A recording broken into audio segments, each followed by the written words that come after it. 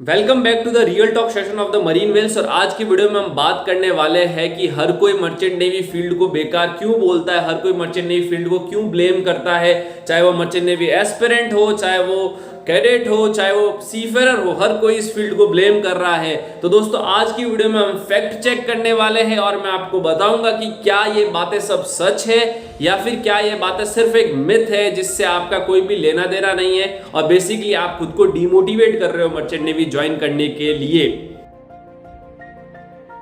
तो दोस्तों आज की वीडियो में मैं आपको ऐसे 4 पॉइंट बताने वाला हूं जिसमें मैं डिस्क्राइब करूंगा कि ऐसे कौन से 4 कैटेगरी ऑफ पीपल है जिनसे आपको हमेशा दूरी बनाए रखनी चाहिए और जो कि सिर्फ आपको डिमोटिवेट कर सकते हैं मर्चेंट नेवी के नाम पर, और आप सिर्फ डिमोटिवेट होकर रहोगे और अपना करियर एक्सप्लोर नहीं कर पाओगे।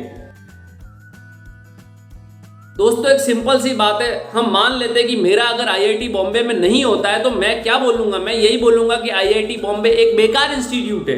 क्यों है? क्योंकि मेरा वहां पे सिलेक्शन नहीं हुआ।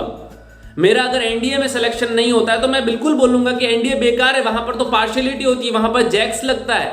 मैं बोलूंगा, मैं ये बिल्कुल बोलूंगा। तो दोस्तों ऐसा ही मर्चेंट नेवी में होता है और आज की वीडियो में हम वही डिस्कस करने वाले हैं कि क्यों हर कोई इस फील्ड को बुरा बोल रहा है। मेजॉरिटी ऑफ पीपल इस मर्चेंट नेवी फील्ड को बुरा बोल रहे हैं, हम वही डिस्कस करने वाले हैं आज की इस वीडियो के अंदर। तो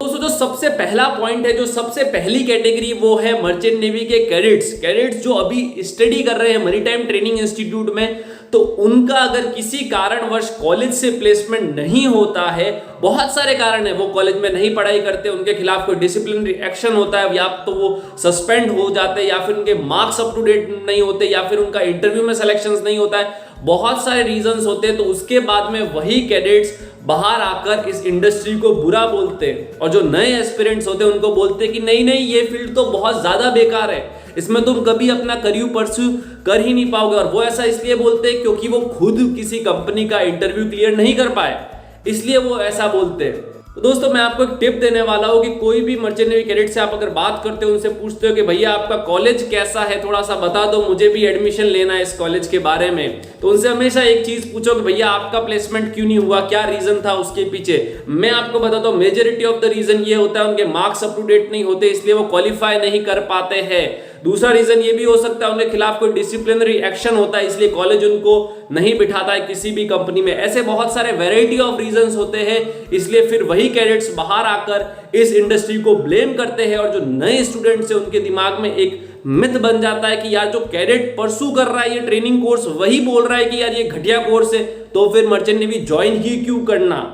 तो दोस्तों ये सबसे बड़ा मिथ है, सबसे बड़ा एक फैक्ट भी है कि ये लोगों का जब प्लेसमेंट नहीं होता है कॉलेज से तो बाहर आके गाली देते हैं। मैं ऐसा नहीं कह रहा हूं कि सब लोग बोलेंगे कि ये फील्ड बेकार है, आप उनसे बात करो जो कैंपस प्लेसमेंट लेते हैं, उनसे आपको गेट इन टच होना चाहिए और उनसे आपको परफेक्ट नॉलेज लेना चाहिए।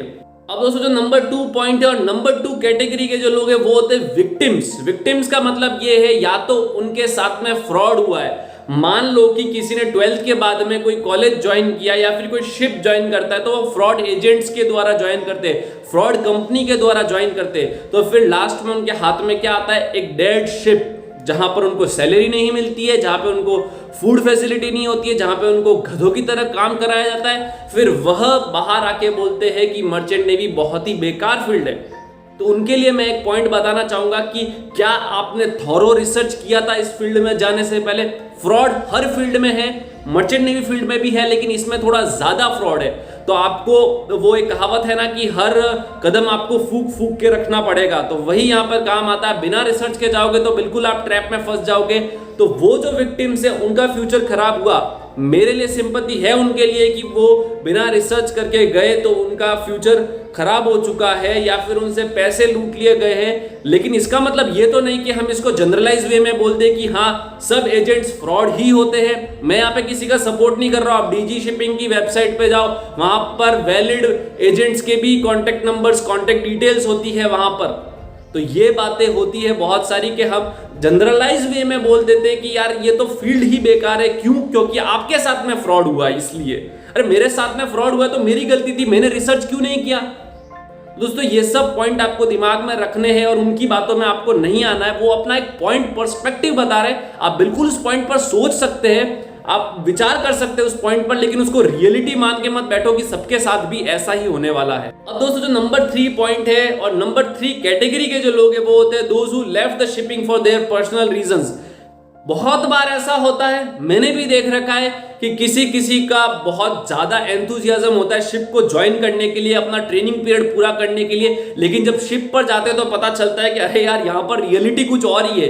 तो बहुत सारी प्रॉब्लम्स आपको हो सकती है, एक प्रॉब्लम नहीं है यहाँ पर, आपको शिप का एटमॉस्फेयर सूट नहीं हो सकता है कि आपको शिप पर काम करने का तरीका पसंद नहीं आ रहा हो, जूनियर रैंक्स पर बहुत ज्यादा वर्कलोड भी रहता है, वो बिल्कुल हो सकता है। तो अगर मैं शिपिंग छोड़ता हूं तो मैं बाहर आके क्या मैसेज दूंगा कि यार यहाँ पर तो बहुत ज्यादा काम करवाते हैं, यार यहाँ पर तो मुझे सी सिकनेस होती है, या यहाँ पर तो नॉनवेज फूड ही मिलता है।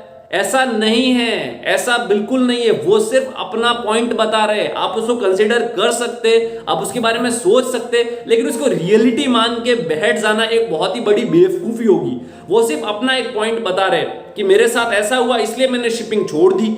तो इसका मतलब ये नहीं कि सबके साथ ही ऐसा होता है। मान लो एक स्टूडेंट को अगर शिप का फूड सेट नहीं हो रहा है तो इसका मतलब ये रियलिटी नहीं है कि किसी भी कैंडिडेट को शिप का फूड मतलब सूट नहीं होगा, ये पॉसिबल ही नहीं है। बहुत सारे ऐसे लोग हैं जो एंजॉय कर रहे हैं शिप की लाइफ। तो ये एक जनरलाइज वे में हमको लेने का काम नहीं है कि यार इसको सी सिकनेस हुई तो मुझे भी होगी इसलिए मैं ज्वाइन नहीं करूंगा, बहुत ही बेकार फील्ड है। ऐसा नहीं हो रहा है। तो वो लोग भी इस इंडस्ट्री को ब्लेम कर रहे हैं कि यार ये चीजें शिप पर होती है तो ये तो बहुत ही बेकार है इसलिए मैंने शिपिंग छोड़ दी, और अब मैं तुमको भी रिकमेंड करता हूं भैया शिप पे मत जाना वरना ये सब चीजें होती है। बिल्कुल आप उस पॉइंट को कंसीडर कर सकते हैं, लेकिन उसको रियलिटी मान के वहीं पर बैठ जाना और ब्लेम करते रहना कि नहीं यार ये फील्ड तो बेकार ही है, इसमें तो ऐसा ही होता है, तो वो एक बहुत ही बड़ी बेवकूफी है। नंबर 4 पॉइंट है, और नंबर 4 कैटेगरी के जो पीपल है वो आते हैं एनोनिमस पीपल, गुमनाम चेहरे। अब दोस्तों होता क्या, इसके लिए परफेक्ट आपको एक एग्जांपल देता हूं। मेरे नेबरहुड में एक अंकल रहते हैं जिनका मर्चेंट नेवी में कोई लेना देना ही नहीं है, ना उनके फ्रेंड्स है, वो खुद एक नॉर्मल से टीचर है, ना उनके कोई फ्रेंड्स है इस इंडस्ट्री में, ना उनके कोई रिलेटिव्स है, दूर दूर तक उनके वहां पर कोई भी कॉन्टेक्ट में नहीं है, लेकिन वो भी मर्चेंट नेवी को ब्लेम कर रहे हैं क्योंकि उन्होंने कहीं किसी से वाया मीडिया कुछ सुन लिया और यहां पर आके बोलते नहीं ये तो बहुत ही बेकार फील्ड है, यहां पर तो 6 महीने जहाज पर जाना पड़ता है, 6 महीने घर पे रहना पड़ता है, कुछ नहीं हो सकता, बहुत फ्रॉड चलते हैं, जो मर्चेंट नेवी में ज्वाइन करता है उसकी लाइफ बर्बाद है। अब दोस्तों आप खुद बताओ, जिस पर्सन का कुछ भी मर्चेंट नेवी में लेना देना नहीं है वो इस फील्ड को जज कर रहा है, तो सोचो दोस्तों मैं अगर उसकी बात मान लेता हूं कि हाँ वो अंकल सही कह रहे हैं और मैं इस फील्ड को ज्वाइन नहीं करता हूं, तो मेरे से बड़ा बेवकूफ कौन हो सकता है? कोई नहीं होगा मेरे से बड़ा बेवकूफ। तो ऐसे लोगों के कांटेक्ट में रहने से कुछ मतलब नहीं है। जी हाँ, वो आपके बड़े हैं, बात सुनने में क्या है, एक कान से सुनो आराम से, दूसरे कान से बाहर जाकर निकाल दो, क्या दिक्कत है? लेकिन वो लोगों से पूछने से मतलब ही क्या जिन लोगों का फील्ड में कोई है ही नहीं, उन्होंने कभी जहाज देखा नहीं, लेकिन सिर्फ वो ब्लेम कर रहे हैं इसको कि मर्चेंट नेवी बहुत ही बेकार फील्ड है। तो दोस्तों मैं आपको रिकमेंड करूंगा ऐसे लोगों से बिल्कुल दूरी बना के रखो। अब मैं बताने वाला हूं एक बोनस टिप जो आपको बहुत ही हेल्पफुल कर सकती है। ये बोनस टिप ये है कि आप हमेशा गाइडेंस उनसे लो जो कि मर्चेंट नेवी कैडेट्स है, जो कि ऑलरेडी प्लेस्ड है अच्छी कंपनी में, जो कि पढ़ने में अच्छे हैं, और जो सेलिंग सीफेयर्स है उनसे आप हमेशा गाइडेंस लेने की कोशिश करो। वो आपको हमेशा सही नॉलेज देंगे, आपको हमेशा वो फैक्ट्स बताएंगे मर्चेंट नेवी के बारे में, न कि आपको डिमोटिवेट करेंगे और इस फील्ड की बार बार शिकायत करेंगे ये ऐसा है। वो आपको फैक्ट से अवगत कराएंगे ताकि बैक ऑफ द माइंड आपके रियलिटी हमेशा रहे कि हाँ ऐसा हो सकता है मेरे साथ में भी। तो इसका मतलब ये नहीं कि आप जाओ आपको लगे अरे यार ये क्या, हम तो बंद कमरे से आए, ऐसे कैसे हो रहा है, ये तो कुछ न तो कभी किसी ने बोला था, न कभी सुन रखा है, न कभी पढ़ रखा है। तो मैं आपको हमेशा रिकमेंड करूंगा कि ऐसे जो सेलिंग सीफरर्स है उनसे आप कांटेक्ट करो, ऐसे कैडेट से आप कांटेक्ट करो जो अच्छी कंपनी में प्लेस्ड है, जो भी पढ़ रहे हैं, जो पढ़ने में अच्छे, जो मैरीटाइम इंस्टीट्यूट में अपना कोर्स परस्यू कर रहे हैं, उन लोगों से आप कांटेक्ट करो। और बाकी सब लोग तो बोलते ही रहेंगे कि ये फील्ड इतना बेकार है। हम भी वीडियोस डालते, नीचे कमेंट्स आते कि फील्ड बहुत बेकार है, और उनका personal experience most of the का यही रहता है कि यार हमारे साथ ये हुआ इसलिए फील्ड बेकार है। दोस्तों किसी भी चीज को हमको जनरलाइज वे में नहीं लेना है। दूसरों की बात सुननी है, मैं आपको सुनने का मना नहीं बोल रहा हूँ कि यार वो अंकल या वो कैडेट या वो कोई सीफर आपको बोल रहा है कि यार ऐसा ऐसा है, मैं सुनने का मना नहीं, सुनो, उसका एक्सपीरियंस लो, लेकिन उसको रियलिटी मान के बैठ जाना एक ही जगह, वो एक बहुत ही बड़ी मूर्खता है। और मैं आपको बोलता हूं कि ऐसा आपको बिल्कुल नहीं करना चाहिए। और जहां तक कि फैक्ट्स की बात करूं मर्चेंट नेवी के, हमने ऑलरेडी नंबर ऑफ वीडियोस अपने चैनल पे अपलोड कर रखी, वहां पर हमने बता रखा है कि मर्चेंट नेवी की क्या रियलिटी है और क्या अभी मार्केट कंडीशंस है, फैक्ट्स क्या है मर्चेंट नेवी के, मिथ्स क्या है मर्चेंट नेवी के, वो हमने सब वीडियो में डिटेल में डिस्कस किया। आपको कहीं जाने का ही काम नहीं है अगर आपने मरीन वेल्स को सब्सक्राइब कर रखा है तो। और दोस्तों ऐसे ही बहुत सारे इंटरेस्टिंग टॉक्स के साथ में मैं आता रहूंगा आपका दोस्त। आपको सिर्फ एक काम करना है, चैनल को सब्सक्राइब करना है, ताकि कोई भी जो अपकमिंग वीडियो है उसको आप मिस नहीं करें। और दोस्तों नोटिफिकेशन दबाना मत भूलो, क्योंकि नोटिफिकेशन दबाओगे तो मुझे अच्छा नहीं लगेगा कि आपने नोटिफिकेशन प्रेस नहीं किया और आपको वीडियो नहीं मिली। दोस्तों आज की वीडियो में बस इतना ही, और ऐसी वीडियोस आती रहेगी। Thank you for watching the marine Wales.